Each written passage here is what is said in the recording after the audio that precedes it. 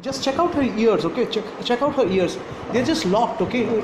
They're locked, and she's having a hard time. She wants to straighten them up. I think she has managed to straighten one of them. Yeah, she has managed to straighten. Putty, give it a moment, please, stop it. Putty, please stop it. Please stop. Putty, stop it. Don't do that. Yeah. Let your ears be the way they are. Let your ears be that's fantastic. That's fantastic. Yeah. That's how we want it. All flipped back and gelled down to your head, right? Oh, nice. It looks so nice. I'm like surprised. You could be looking so beautiful. What is this? 1, 2, 3, 4, 5, 6. And of course, the Princey, the greatest of all time, Princey. All right, so something that I wanted to talk about is, how strange things are and the nature of reality. All that you see is actually not what it is. What I mean is, a lot of things that we try to understand by perceiving our surroundings, by observing our surroundings and then perceiving, on the surface things look very different, but when we delve a bit deep, when we try and really understand things, it always breaks down to the fact that things are not what they seem to be. Like, why do we have these words, don't judge a book by its cover? What is that even supposed to mean, don't judge a book by its cover? Like, the cover should give a little bit of information about the book, which should be in alignment with what the book is all about. But then why do we have the adage, don't judge a book by its cover? And all that glitters is not gold. So something that's glittering in the essence of gold is not gold. What is that supposed to mean? Like, all that glitters is not gold. Like, so these are some of the things that I've always thought about. I don't know why I'm telling you this, but for me, right from a very young age, I'm a Bengali boy and Bengali man now. So my weakness is I'm a thinking man. I think, and that is my poison. That is what has the potential to completely destroy me, or the potential to make me into a good human. It's just like other things, like knife. Okay, I'm from the kitchen, so I'm telling you about a knife. You can use that knife to cut vegetables, okay, cut some meat, okay. Maybe meat is not such a good example in this context, but again, like, if you love chicken or lamb or beef or whatever, you can use that knife to cut nice slices of meat, you can cut nice slices of vegetable, and then you can commit yourself to make a dish for your loved ones or for your guests. Doesn't matter. If you have the heart and soul in the right place, you can make an amazing dish out of all these vegetables and meat. Okay, so what the knife is enabling you to do is, it's enabling you to do a service to your kind of people, like maybe your family people, or maybe somebody who's coming to a restaurant where you cook, or maybe just friends, for whom you have cooked out of love. But that knife is enabling you to do things. Now, at the same time, I don't know if it is conducive for children to hear this, but if you're on the dark web, okay, you would see a lot of videos of innocent, helpless animals, cats, kittens and puppies, okay, being butchered with knives.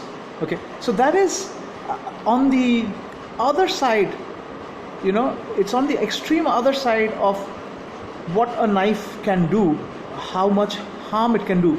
But then again, it's in the results of what the knife does depends on the one who uses it.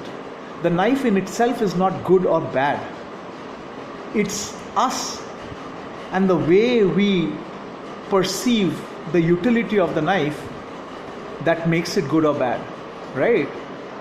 And that is something very simple. You might say that, so what's the big deal about it? Like, I know that, everybody knows that, right?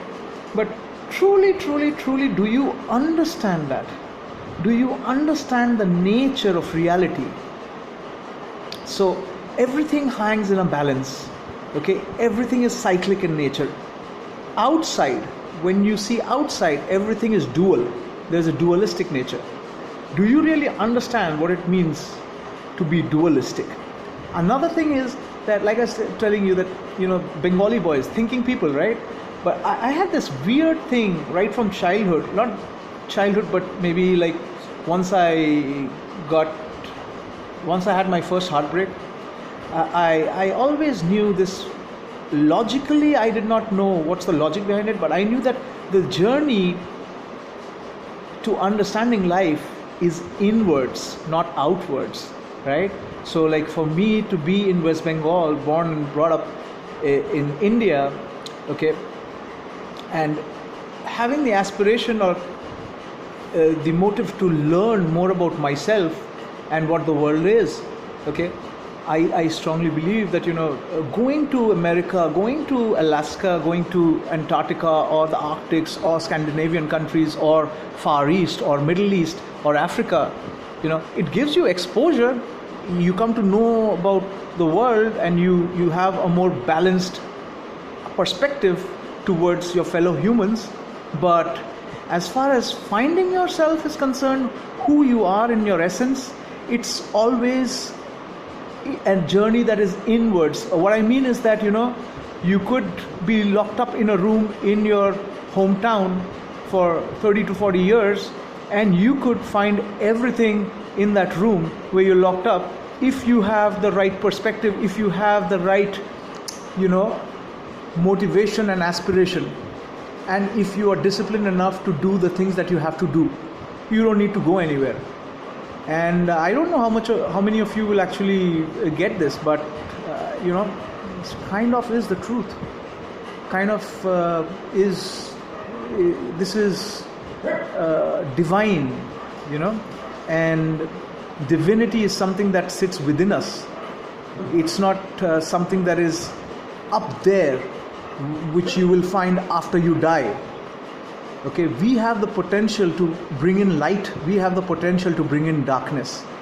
So how you treat others, in your society, how you treat others in your family, is a big display of who you actually are. What others think of you is maybe not that important all the time, but then I guess there should be a little bit of humility and openness to accept others' opinions, at least to try and understand why he or she is saying something about you, if it is like not positive, and try to work on that. Now, why am I talking about all this? Okay, I worked in the corporate industry, so-called corporate industry, for like 20 years, around 20 years, and it was nothing more than corporate slavery. Okay, I just moved from paycheck to paycheck 20 years of my life. Okay, and I would like to tell you this, that I am not your average Joe. In fact, I'm not smart at all.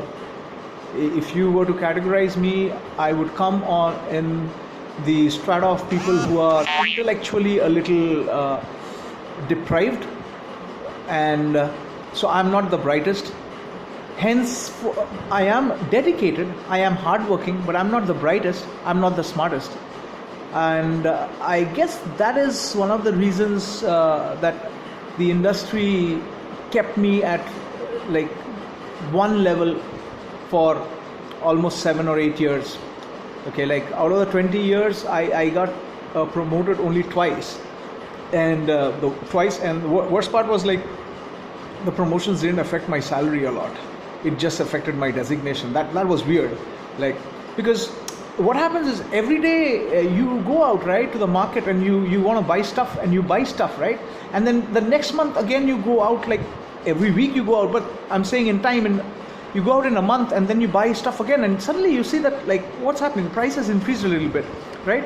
And you see that over a period of 12 months or 24 months, and you see that there is a big change in the price of that specific product or commodity, but what you don't see is a big change in your salary, right? So how come the train fares, the airfares, the transport costs, the expenses of living in a city, okay, of, you know, availing services, everything keeps on increasing in regular, you know, chunks of time, but the people, you know, who are at the entry level or just 1 or 2 levels above, they don't have that kind of increment, you know.